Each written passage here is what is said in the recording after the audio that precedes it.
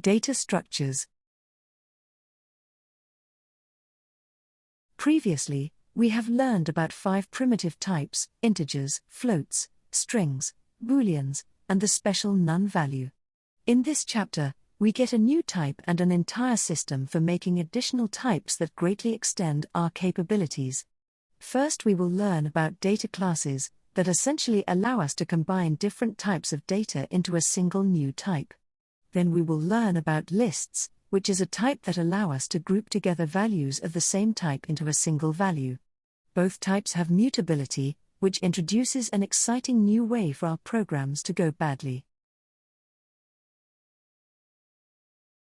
Data classes are basically collections of variables that can be combined to represent a single thing. To be clear, data classes are not a monolithic type themselves, but a way to make new types.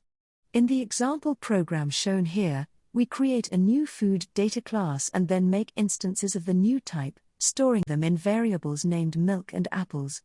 The syntax for creating data classes is a little tricky, requiring not only an import but also a new annotation called a decorator, the @data class bit above the class keyword. Forgetting any part of the syntax will prevent the data class from being properly formed, and can cause quite a few errors. In addition to learning the new syntax, you also have to learn quite a bit of terminology. Defining the data class, or class, creates not only a new type but also gives you a constructor function with the same name, which is what is called to create instances of the data class. Afterwards, you can access fields, also known as attributes, that were passed into the constructor, by using a period and the name of the field. A primary use case for data classes is that we can pass them into or return them from functions, reducing the number of parameters we need and letting our functions do more. This requires us to use the data class's name as a type in our parameters and header return types, but is otherwise no different than any other type of value being used as a parameter. Data classes really only support 2 kinds of operations, the equality operator and the attribute lookup with the period. However, that attribute lookup is extremely powerful, allowing us to access and modify data in the data class. In general, attribute lookup is just another kind of expression that results in a value, and can be used in math operations, function calls, and return statements like anything else.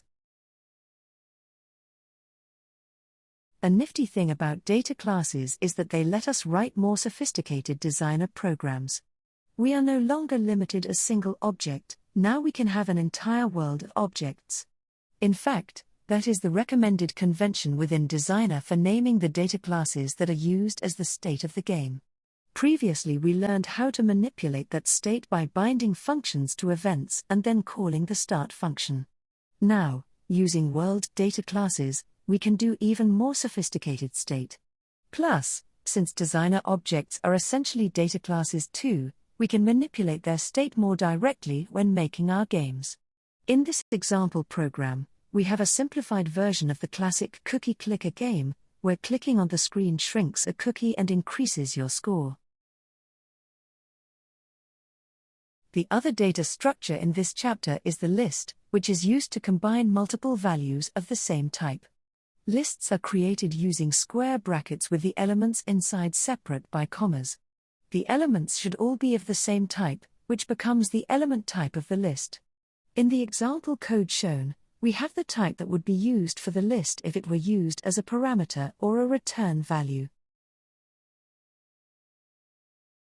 Much more so than data classes, lists introduce many operations that you can use to manipulate and access their contents. Most of the operators are similar to ones we have previously seen with strings. However, there are also methods that need to be used in precise ways when it comes to adding new elements to the list.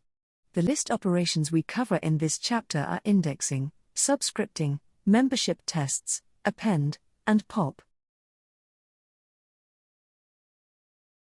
In the final section, we confront one of the great challenges associated with our new data structures, mutability. Unlike the primitive types we learned before, both data classes and lists are mutable. That means you can manipulate the actual underlying value of the data as opposed to only creating new values in their place.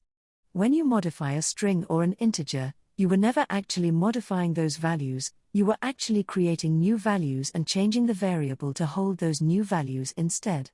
But with lists and data classes, the actual data changes. This has serious implications when it comes to functions, which can suddenly manipulate data outside of our scope rules.